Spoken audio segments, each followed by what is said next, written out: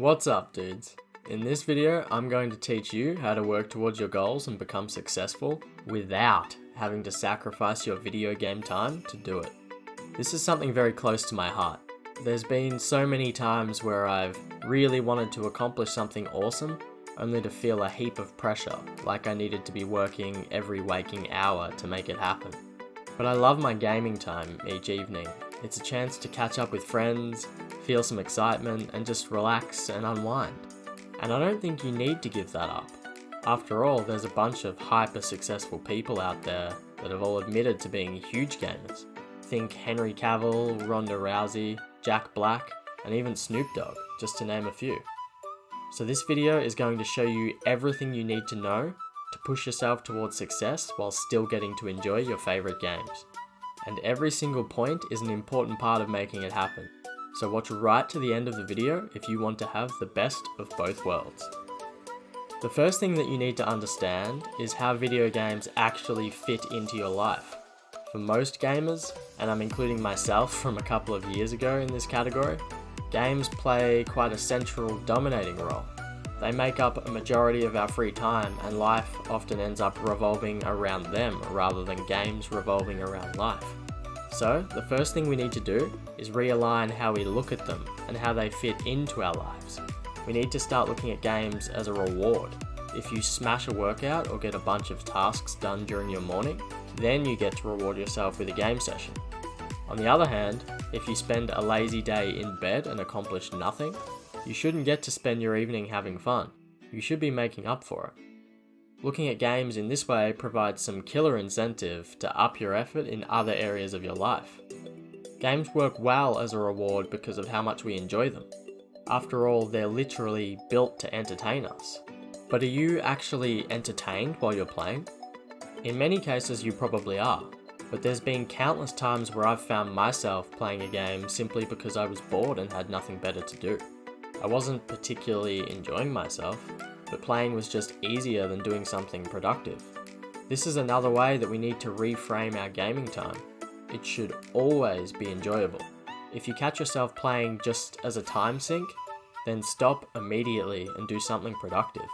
This way you'll get more done, but it also increases the amount that your brain associates video games with fun and excitement, which means you'll look forward to your gaming time even more. It's also extremely important to set limits for yourself. We just spoke about two, which were never playing games if you aren't enjoying them, and not allowing yourself to play games if you haven't gotten your tasks done during the day.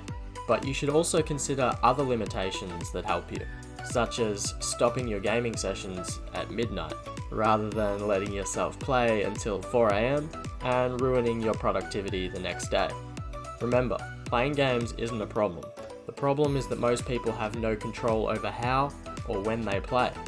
If you want to live an awesome life while still playing games, the first thing you need to do is take back control. Placing restrictions and reframing how you look at games is exactly what will let you do this. Once you gain some control back, it lets you make better decisions and prioritize what's actually important. If something absolutely needs to get done tonight, then you have the power to avoid games until it is. It won't be easy, but it will become possible. Now that's how video games should fit into your life, but making these changes isn't enough. You also need to start taking the right actions and getting more done during your non-gaming time. And the key here is focus. You need to be ruthlessly efficient with your time and get more done than other people. I know it sounds intimidating, but it isn't as bad as you think. Famous author and professor Cal Newport wrote a book about doing exactly that, and it's called Deep Work. For anyone who's serious about making this happen, I'd highly recommend reading it. But the essence is that it's possible to train yourself to be hyper-productive and get heaps of stuff done in a short amount of time. Cal himself is a perfect example, highlighting that he gets all of his writing and research done during regular working hours, freeing himself up for family and everything else that life has to offer. Once again, you'll need to read the book to gain a complete understanding, but some basic ideas include minimizing distractions, pushing yourself to enter flow states, and setting up work habits and structures that take advantage of the human brain's natural tendencies. You'd be surprised at just how much more productive these things could actually make you.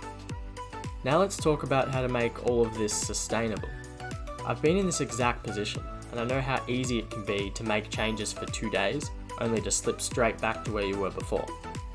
If you want it to last, you need to make changes in a way that's sustainable and allows you to expand on them in the long term. And the best way to do this is through gradual change. You're not going to do everything on day one because it doesn't work. Humans are creatures of habit, and one of the keys to successful habit change is to make it as easy as possible.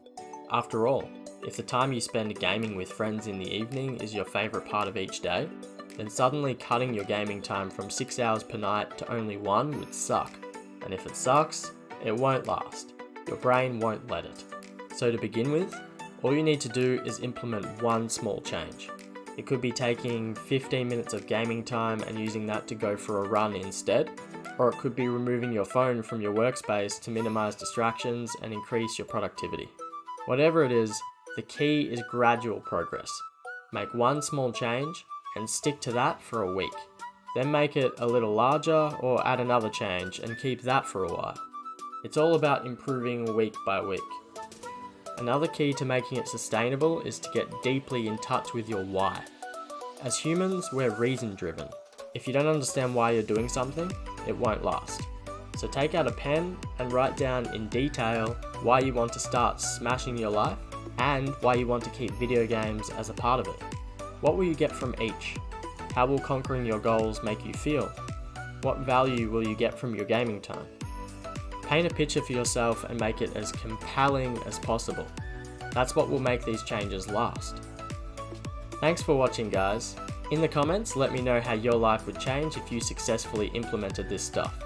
And if you want to learn more about how you can use video games to upgrade your life, watch this video here.